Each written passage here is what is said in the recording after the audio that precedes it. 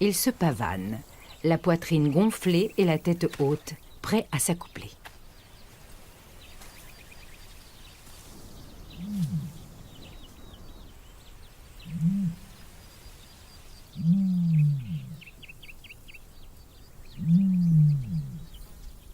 Le mâle appelle une femelle de son harem.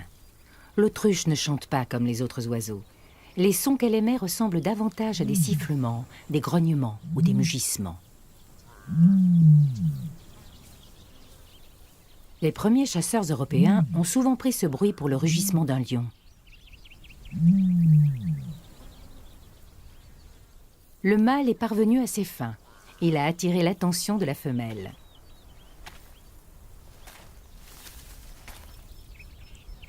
La reproduction est une affaire de précision. Les petits doivent naître avec le retour de la pluie. Mais la parade nuptiale est complexe et elle dure parfois 2 longues semaines. Avec de petits battements d'ailes, la femelle incite le mâle à la prendre en chasse. En le menant ainsi par le bout du nez, elle teste sa vitesse et son agilité.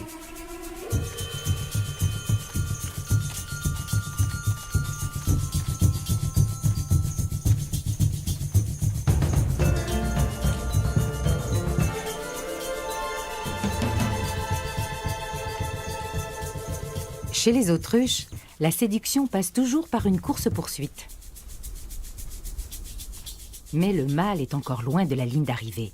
Alors, pour ruser, il va exécuter un petit pas de danse. Après tout, ce serait dommage de ne pas exploiter ces quelques atouts.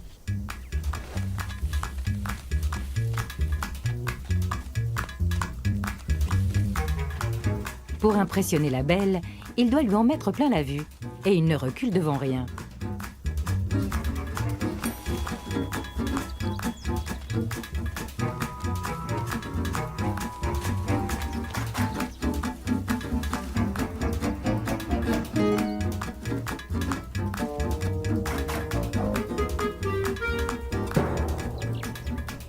Les voisins profitent aussi du spectacle.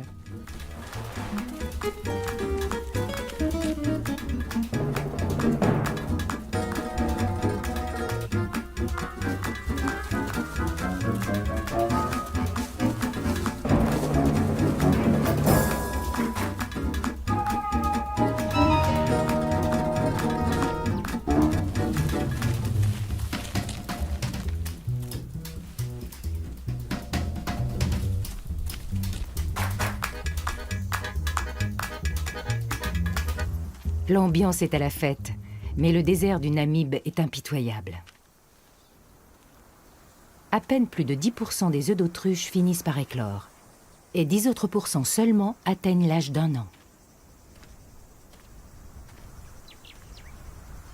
Pour que les oisillons aient une chance de survie, ils doivent naître à un moment précis dans l'année, quand les pluies apportent de la nourriture en abondance.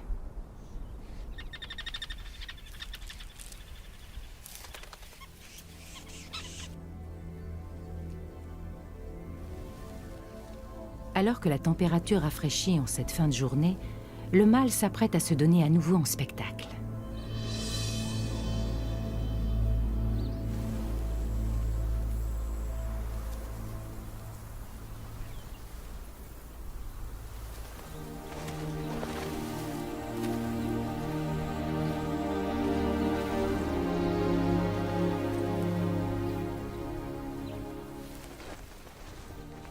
Son ballet nuptial le dévoile dans toute sa splendeur.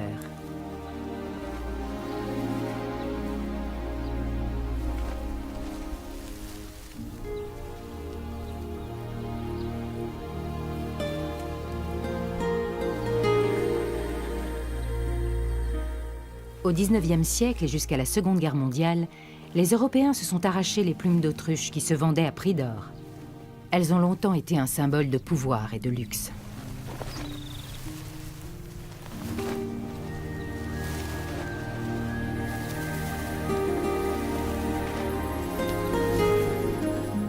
Les plumes n'ont pas perdu de leur superbe. Elles rendent un mâle irrésistible.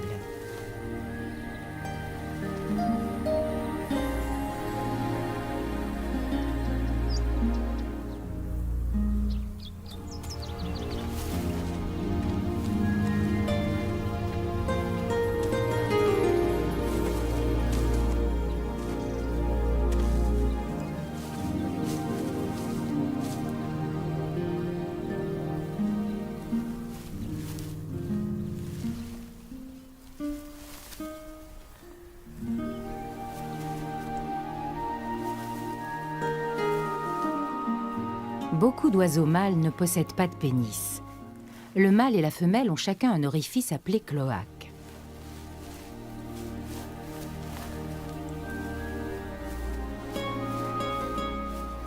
Chez l'autruche, c'est différent. Le mâle possède un pénis qui grossit lorsqu'il se remplit de lymphe. Sa taille est conséquente, à l'échelle de cet oiseau géant.